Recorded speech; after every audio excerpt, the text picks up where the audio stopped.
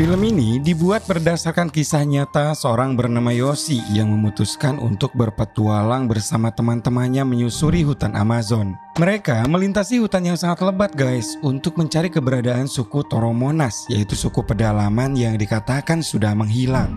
Awalnya perjalanan baik-baik saja, bahkan semuanya tampak menikmati.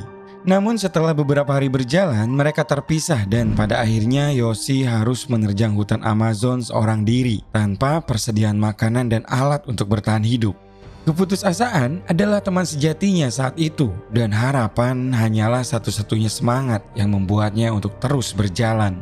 Langsung saja guys, jangan lupa pasang headsetnya, jauhi tempat ramai, dengarkan baik-baik, dan ini dia cerita nyata dari film berjudul Jungle. Yoshi Ginsberg adalah seorang backpacker yang sangat menyukai petualangan. Ia sangat tertarik untuk menjelajahi daerah yang belum dikenal seperti hutan ataupun daerah-daerah pedalaman yang jarang dikunjungi para turis. Maka dari itu, di tahun 81 ia pun datang ke Bolivia, Amerika Selatan untuk mengeksplor daerah tersebut. Stand up, please! Wait! Will I take that? Thank you. Yeah. I'm Markus Stamm. Oh, Yoshi Ginsberg. Nice to meet you. Saat akan menyeberang ke bumi perkemahan, Yoshi tak sengaja bertemu dengan Markus Stamm, yaitu seorang guru yang sedang mengambil cuti panjang untuk berlibur. Mereka kemudian mendirikan tenda bersama dan semakin akrab karena Markus ini orangnya juga sangat baik. Esoknya saat berjalan-jalan, tanpa diduga Markus bertemu dengan teman dekatnya yaitu Kevin Gale. This is my friend, Yoshi Ginsberg. Hey man, Kevin Gale. Good to meet you. Yeah, good to meet you too. Kevin ini adalah seorang fotografer alam yang suka berpetualang mencari foto ke daerah-daerah pegunungan. Termasuk saat itu, ia baru saja beres mendaki pegunungan yang ada di Amerika Selatan. Mereka bertiga kemudian berkumpul, minum bersama, dan bercerita mengenai perjalanan mereka masing-masing. Setelah menghabiskan beberapa malam di perkemahan, di tanggal 15 Oktober mereka bertiga pergi ke La Paz, yaitu daerah lain yang masih ada di Bolivia. Mereka bertiga seharian jalan-jalan guys, menikmati keindahan kota dan bermalam di sebuah penginapan sederhana. Are you American? Esoknya saat Yoshi pergi ke daerah pasar, ia disapa oleh seorang bernama Carl Rupecher. Mereka pun berkenalan dan Carl mengaku kalau dirinya adalah seorang pendulang emas di hutan Amazon. Ia juga mengaku pernah bertemu dengan suku pedalaman Toromonas yang dikatakan orang sudah menghilang. Saat itu, Carl banyak menjelaskan mengenai keindahan hutan Amazon serta kehidupan suku Toromonas yang tak tersentuh dunia luar. Ia juga memberikan bukti-bukti melalui foto dan berhasil membuat Yoshi ingin ikut menjelajahi hutan tersebut. Yoshi kemudian mengajak teman-temannya, tetapi Markus dan Kevin menolak karena tidak yakin Carl benar-benar seorang penjelajah dan juga ceritanya mungkin hanya karangan saja. Yoshi yang memang sudah sangat penasaran dengan apa yang diceritakan oleh Carl tetap meyakinkan teman-temannya dan meminta mereka untuk setidaknya bertemu langsung dengannya. Esoknya mereka pun melakukan pertemuan guys, dan lewat sebuah peta Carl menunjukkan di mana tempat suku Toromonas berada. Mereka nantinya akan terbang ke daerah Apollo, kemudian naik ke pemukiman suku Asariamas, dan dari sana sekitar 4 hari berjalan mereka akan sampai ke suku Toromonas. Kevin sendiri sempat ragu karena peta tersebut kurang jelas. Namun, Carl meyakinkan kalau dirinya sudah sangat hafal dengan jalur yang akan mereka lewati nanti. Carl juga membuat Kevin tertarik untuk ikut setelah diberi ide menjual foto-foto suku Toromonas ke National Geographic nanti. Carl saat itu hanya meminta patungan $50 untuk perbekalan, dan jika ia nanti berhasil menemukan emas, maka ia berjanji akan mengganti uang patungan itu. Setelah dipikir-pikir, Kevin akhirnya memutuskan untuk ikut, tinggal Markus saja yang masih ragu. Namun karena melihat semua teman-temannya antusias, maka Markus pun pada akhirnya bersedia ikut juga.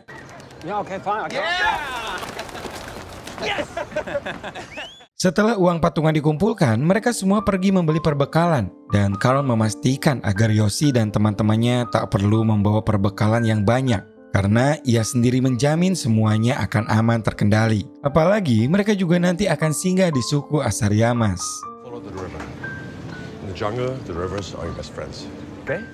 Pada tanggal 4 November, perjalanan pun dimulai menuju Apollo dengan menggunakan pesawat kecil. Setelah mendarat, mereka kemudian melanjutkan dengan berjalan kaki menuju perbatasan hutan Mamidi. Yoshi dan teman-temannya tampak sangat senang menikmati perjalanan tersebut.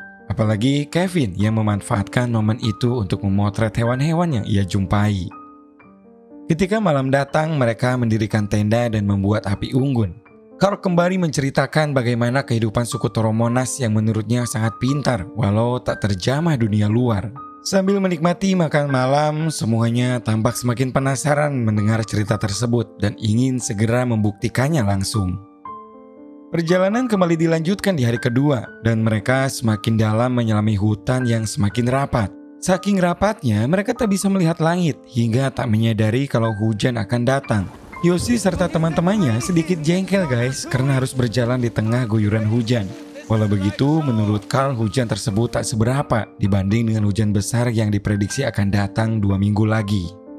Saat malam mereka kembali memasang tenda dan barulah mereka juga bisa menghangatkan diri. Sementara Yoshi dan teman-temannya mengeringkan baju, Carl sendiri membuat makanan dengan perbekalan yang tersisa sedikit. Carl saat itu mengatakan tidak perlu khawatir dengan perbekalan, karena tidak jauh dari tempat tersebut akan ada makanan yang enak, yaitu makanan di suku Asaryamas. That'll be good, Papa. Because you have to provide for your hungry children, you know. Di hari ketiga guys, Markus mulai tampak kelelahan dan memperlambat perjalanan. Ia juga mulai merasa tak nyaman dengan kondisi jalan yang dipenuhi pepohonan. Hal itu membuat mereka tertinggal jauh dari Carl yang terus berjalan di depan. Markus merasa kalau mereka sudah salah jalan dan menyarankan agar menunggu Carl kembali. Namun Kevin menolak karena di depan sudah terdengar sungai yang menandakan sudah dekat dengan desa Asaryamas.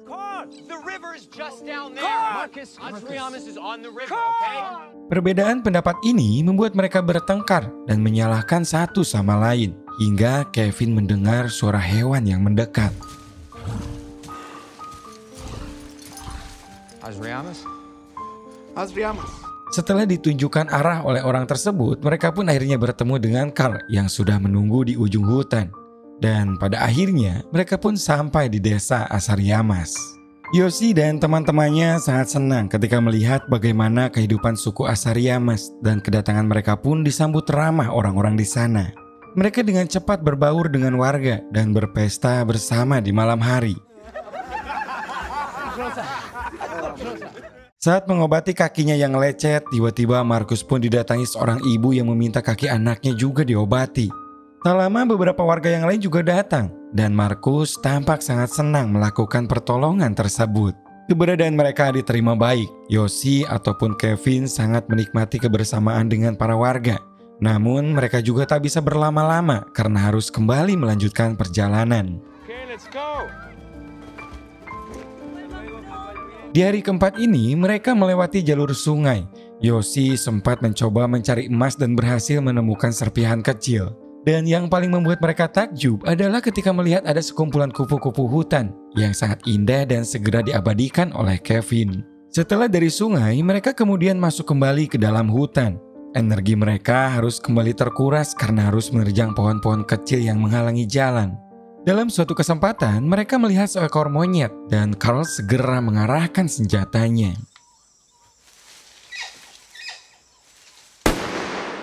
Monyet itu pun kemudian dibakar untuk dijadikan santapan makan malam. Awalnya mereka bertiga merasa jijik untuk memakan daging tersebut. Tetapi Carl meyakinkan mereka bahwa daging monyet akan menjadi daging terenak yang pernah mereka makan.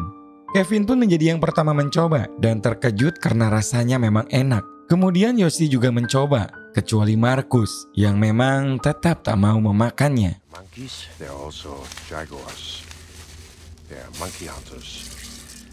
Kurangnya asupan makan membuat Markus tertinggal lagi di belakang, apalagi ditambah dengan luka lecet di kakinya yang semakin parah. Setelah menemukan sungai, Carl memutuskan untuk beristirahat dan mengobati kaki Markus.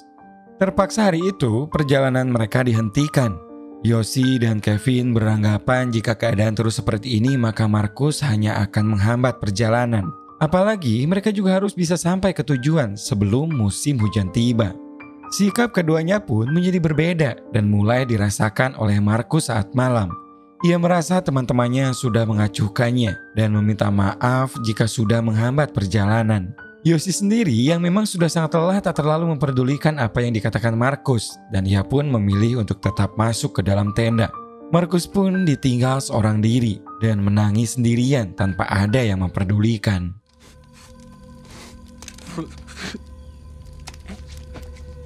Esoknya ternyata kaki Markus tak kunjung membaik dan terjadilah perdebatan di mana Yoshi dan Kevin ingin melanjutkan.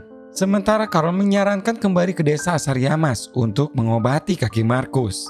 Setelah berdebat cukup panjang, akhirnya Kevin mengusulkan untuk menyusuri sungai dengan rakit melalui jalur Curi Pelaya, yang mana jalur tersebut mendekati daerah suku Toromonas. Dengan begitu, setidaknya mereka masih ada kesempatan untuk melihat suku tersebut. Dan nanti mereka bisa lanjut ke hilir, yaitu ke daerah Rurenbaki. Namun Carl kurang setuju karena menurutnya jalur sungai sangat sulit dilalui. Akan tetapi, Kevin tetap kekeh ingin mencoba selama sungai itu bisa diarungi. Yoshi yang masih ingin berpetualang pun setuju dengan usul itu, hingga Carl dan Markus tak punya pilihan lain selain mengikuti usulan tersebut. Kemudian mereka mulai membuat rakit dari beberapa pohon dan mengikatnya dengan sulur yang kuat. Sementara Carl menggunakan pedangnya untuk membuat dayung. Dan setelah rakit berhasil dibuat, Carl memberi arahan agar mereka mendayung saat air tenang dan menggunakan gala saat airnya deras. Okay. You're the captain. Perjalanan pun dimulai dengan Kevin dan Yoshi di belakang. Baru sebentar berjalan, arus air berubah menjadi lebih deras guys, sehingga mereka harus mulai berhenti mendayung dan lebih fokus untuk mempertahankan keseimbangan.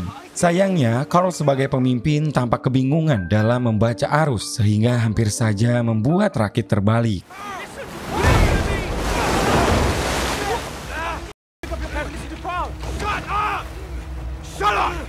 Kevin pun mulai mengambil alih perintah hingga membuat Yoshi dan Markus bingung. Carl juga jadi tersinggung karena merasa perintahnya tak dipercaya. Hampir saja terjadi perkelahian jika Yoshi dan Markus tak berusaha melerai mereka. Carl akhirnya memerintahkan untuk segera menepi dan memutuskan untuk menginap semalam di sana. Ia yang masih tak terima dengan Kevin langsung saja pergi berburu ke dalam hutan. Where we are and what we're going to do, and he just walked away. What the fuck is wrong with you? Kevin merasa kalau kebingungan Carl membaca arus mungkin karena ia takut air atau bahkan tak bisa berenang.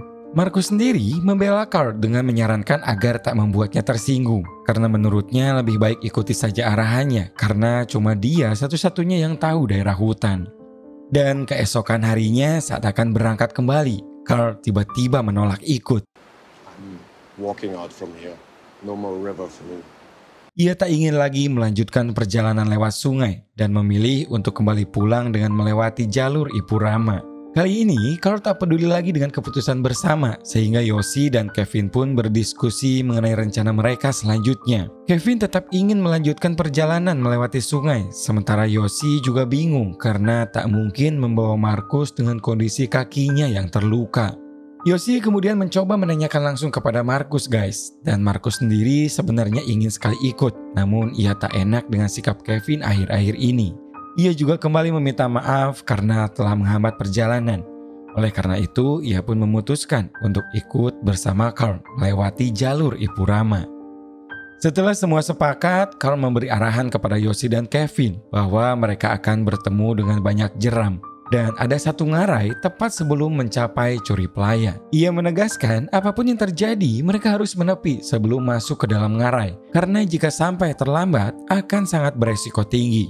Saat itu Carl juga memberikan satu-satunya pedang yang mereka bawa selama ini. Berikut sisa persediaan makanan. Karena ia tahu perjalanan Yoshi dan Kevin akan sangat berat. Setelah itu mereka pun melakukan perpisahan satu sama lain. Dan Markus mengatakan kalau dirinya akan menunggu di lapas setelah petualangan usai. Hey. At the hostel we make a big meal, huh? Yeah. Good luck, Kevin. Yeah, you too. And be safe. Ready? Ready. Perjalanan kembali dilanjutkan mendayung dan menyusuri beberapa jeram dengan bekerja sama. Semuanya tampak mudah bagi mereka berdua guys. Mereka juga bisa menikmati indahnya pemandangan di setiap tempat yang mereka lewati. Di hari pertama, semuanya lancar tanpa kendala. Keduanya bisa melewati berbagai rintangan sampai pada akhirnya di hari kedua. Saat di air tenang, Yoshi memutuskan untuk beristirahat sebentar. Dan tak lama kemudian, Kevin yang berjaga ternyata terlambat menyadari kalau seharusnya mereka dari tadi mengambil sisi sungai agar bisa menepi. Kini rakit mereka terseret arus kuat yang semakin cepat membawa mereka masuk ke dalam ngarai.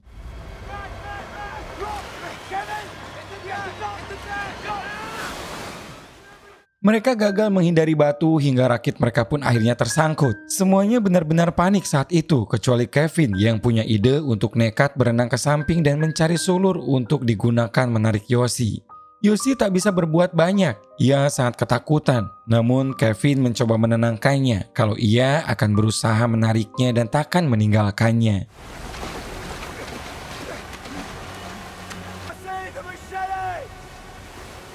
Untungnya Kevin berhasil sampai dan segera meminta Yoshi untuk melemparkan pedang yang akan digunakan memotong sulur. Namun guys, sangat disayangkan, arus terlalu kuat dan membuat rakit bergerak hingga menyeret Yoshi ke dalam arus.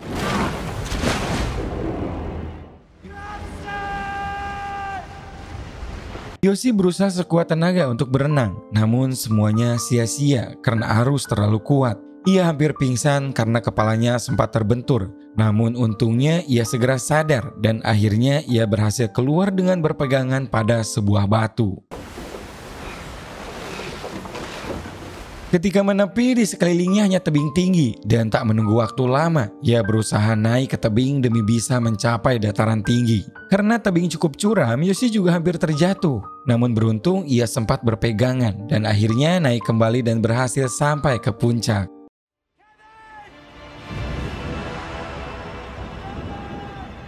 Sayangnya Yoshi hanyut terlalu jauh, sehingga sekuat apapun ia memanggil, nyatanya tak sedikit pun terdengar sahutan dari Kevin. Dengan kondisi badan yang sangat lelah dan karena hari juga sudah mulai malam, Yoshi memutuskan untuk berlindung di bawah batu. Keesokan harinya, Yoshi terbangun dari tidur dan melihat tasnya terbawa arus sungai. Ia pun segera loncat kembali ke sungai untuk mengambil tasnya dan merasa sedikit lega karena di dalam tas tersebut ada sedikit persediaan makanan. Di sana juga ada gas dan pematik api, ada senter, P3K, jas hujan, serta pil suplemen yang dikatakan oleh Carl mampu menambah kekuatan. Dan benar saja guys, setelah dicoba, Yoshi mendadak punya kekuatan kembali. Dan ia pun segera memanfaatkannya untuk pergi menyusuri sisi sungai mencari Kevin. Jalanan yang penuh tebing membuatnya harus naik turun dan selama seharian penuh ia terus berusaha mencapai tempat di mana terakhir ia berpisah dengan Kevin. Namun sangat disayangkan, Yoshi tak bisa sampai ke sana ketika ia menemukan tebing tinggi yang tak bisa ia lewati.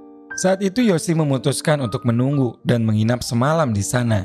Namun sampai esok ternyata tak ada tanda-tanda dari Kevin. Akhirnya ia pun memutuskan untuk kembali melanjutkan perjalanan ke hilir menuju Curi Playa dan meninggalkan sebuah pesan untuk berjaga-jaga jika Kevin melewati rute yang sama. Sampai hari ke-6, Yoshi masih terus menerjang hutan dan tak kunjung juga sampai ke Curi Playa. Dan untuk mengurangi rasa laparnya, ia memanfaatkan buah-buahan yang ia temui. Namun saat akan memetik buah itu guys, ternyata di pohon tersebut ada seekor ular yang membuatnya kaget. Kali ini ia pun memutuskan untuk menangkap ular tersebut dan memakannya. Ketika malam tiba, Yoshi mencari tempat untuk tidur di antara akar-akar pohon yang besar. Dan terkadang ia terbangun karena mendengar suara hewan buas di dekatnya. Keesokan harinya, Yoshi kembali melanjutkan perjalanan. Yang bisa ia lakukan untuk saat ini adalah terus berjalan dengan harapan bisa secepatnya segera sampai ke Curi Playa. Ketika beristirahat melihat peta, Yoshi merasa ada yang aneh di kepalanya. Dan pas dipegang ternyata ada sesuatu yang bergerak di dalamnya. Namun saat itu ia tak terlalu memperdulikan dan kembali lagi berjalan hingga malam tiba. Saat akan beristirahat, Yoshi tiba-tiba melihat Markus sedang berdiri dan langsung memastikannya dengan senter. Tapi ternyata guys, itu hanyalah halusinasinya saja. Baru juga kaget dengan bayangan Markus, tiba-tiba ada masalah baru lagi, yaitu terdengar suara hewan buas yang sedang memperhatikannya.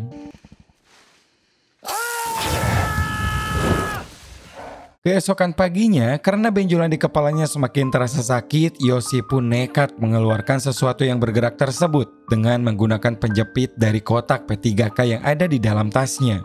Dengan sekuat tenaga dan menahan sakit, ternyata sesuatu yang bergerak itu adalah cacing yang entah kapan masuk ke dalam kulit dahinya. Kembali lagi, Yoshi harus menelusuri hutan dan di tengah perjalanan ia menemukan batang pohon bekas ditebas. Ia pun segera berteriak berharap ada orang, namun bukannya orang yang ia temukan, justru 2 telur burung yang akan segera menetas. Kelaparan yang dirasakan Yoshi membuatnya mau tak mau memakan telur tersebut demi mengembalikan energi. Setelah itu, ia kembali berjalan sambil sesekali berteriak meminta tolong. Dan tak lama kemudian, Yoshi akhirnya sampai juga di Curi Pelaya. Namun sayangnya, di sana sudah tidak ada lagi kehidupan. Dan sepertinya penduduk di daerah tersebut sudah lama meninggalkan daerahnya. Satu-satunya harapan, ia harus menuju ke Rurenbaki. Namun perjalanan itu akan sangat berat karena jarak yang sangat jauh, belum lagi kakinya yang lecet dan terluka sangat parah. Ternyata kaki Yoshi lecet sudah sedari bersama Markus dulu, namun ia menyembunyikan hal itu agar tak terlihat lemah oleh teman-temannya. Because I'm a coward and I deserve. Di hari selanjutnya, Yoshi tetap menguatkan diri untuk kembali melanjutkan perjalanan. Dan setelah cukup jauh berjalan, ia menemukan jejak kaki yang membuatnya sangat senang. Namun ketika ditelusuri, ternyata guys, jejak tersebut adalah jejak kakinya sendiri. Dan juga tak jauh darinya ada 2 cangkang telur yang ia makan kemarin. Yoshi benar-benar merasa sangat frustasi dan menyadari kalau seharusnya ia tetap mengikuti sungai. Di sisi lain, akhirnya Kevin ditemukan di sungai oleh 2 orang warga yang sedang berburu. Mereka pun segera membawanya menuju Rurenbaki. Dan Kevin di hari itu juga segera melapor dan menceritakan apa yang dialaminya. Ia meminta bantuan agar melakukan pencarian karena salah satu temannya masih berada di hutan. Dan ia yakin Yoshi pasti masih bertahan menunggu bantuan. Permintaan itu pun dikabulkan 2 hari kemudian. Dan Yoshi bisa mendengar ada pesawat yang mulai mendekati tempatnya. Ia pun segera mengibarkan jas hujannya untuk memberi tanda. Tetapi sayangnya, Yoshi yang memang masih berada di dalam hutan tak bisa terlihat oleh Kevin. Begitupun dengan Kevin, pesawatnya tak bisa terbang lebih rendah lagi.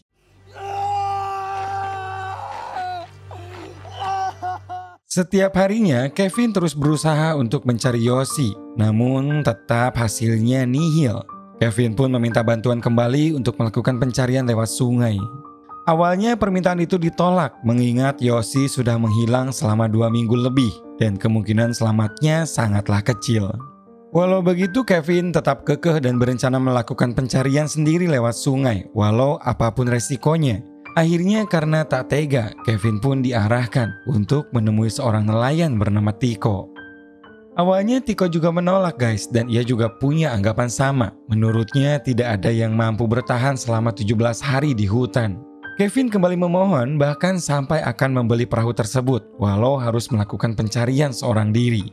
Lagi-lagi melihat semangat Kevin yang begitu tinggi, akhirnya Tiko pun mau membantu dan langsung berangkat siang itu juga. Di sisi lain, Yoshi yang sudah putus asa bertemu dengan seorang perempuan yang tampaknya berasal dari suku pedalaman.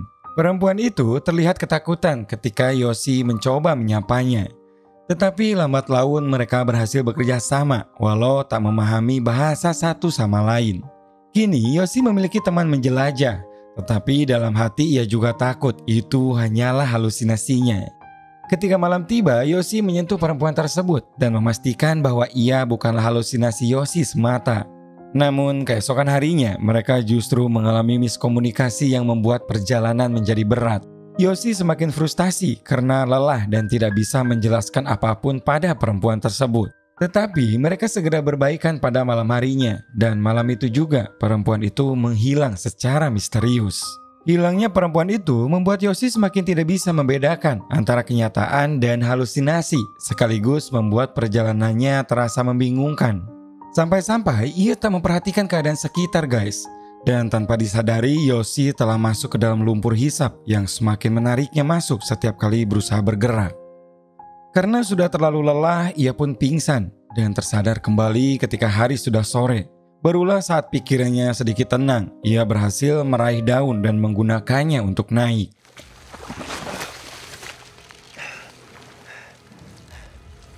Kondisi badannya yang sudah sangat lelah membuatnya tak mampu lagi mengambil tas yang tertinggal di tengah lumpur. Yoshi benar-benar sudah tak punya lagi kekuatan untuk berdiri, dan satu-satunya yang terpikir adalah memanfaatkan gigitan semut api yang ada di pohon kecil yang tak jauh darinya.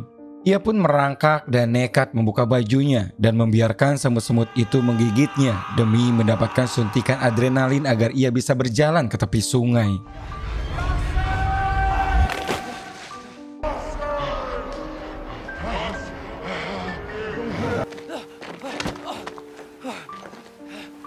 Yoshi merasa sangat lega akhirnya bisa sampai. Dan setelah menyegarkan badannya dengan meminum air, malamnya ia membuat huruf Y dengan bambu sebagai tanda jika ada yang berusaha mencarinya. Ya walaupun di dalam hatinya sendiri ia sudah tak percaya lagi bakal ada orang yang berusaha mencari.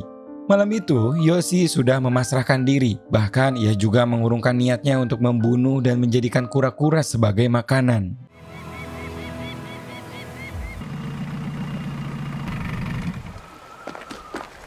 Regresar. Es imposible. Kevin terpaksa harus menghentikan pencarian karena jalur selanjutnya terhalang jeram yang tak bisa dilewati. Padahal sebenarnya disitulah Yoshi berada. Namun saat itu Kevin tak melihatnya. Bahkan ia juga tak menyadari telah menendang bambu yang Yoshi susun sebagai tanda. Ternyata Yoshi sedang tidur di balik batang pohon besar.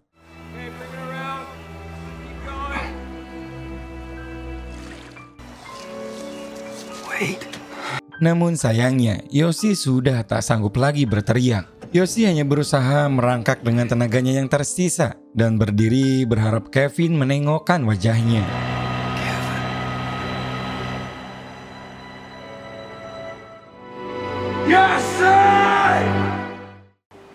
Tuhan ternyata berkehendak lain dan Yoshi pun akhirnya selamat langsung dibawa ke Rurenbaki. Yoshi sangat berterima kasih kepada Kevin yang selama ini berusaha terus mencarinya. Dan orang-orang di sana pun semuanya berkumpul karena tak menyangka Yoshi bisa bertahan selama 19 hari seorang diri di dalam hutan.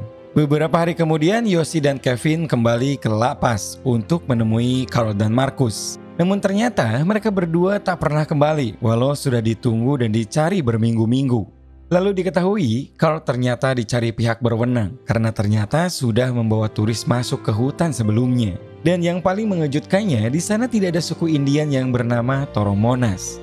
Dan inilah guys foto Kevin, Tiko dan Yoshi setelah 2 hari diselamatkan. Ini Kevin dan Marcus saat mendaki Gunung Andes sebelum penjelajahan hutan.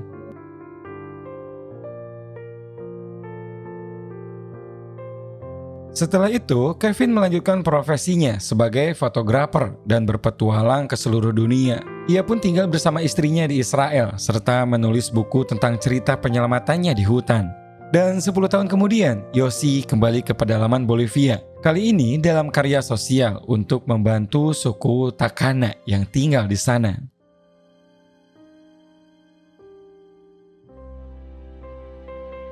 Yoshi jelas belajar banyak dari pengalamannya yang nyaris bertemu dengan maut. Bertahan 3 minggu mengembara di hutan Amazon tanpa makanan, dikejar binatang buas hingga hampir mati putus asa. Yang jelas pengalamannya itu membuatnya lebih menghargai hidup. Sebuah pelajaran yang juga bisa kita petik guys, tanpa harus mengalami mimpi buruk seperti yang dialami oleh Yoshi. Semoga cerita kali ini bisa menghibur kalian guys. Terima kasih banyak dan sampai jumpa lagi di video 7 menit selanjutnya.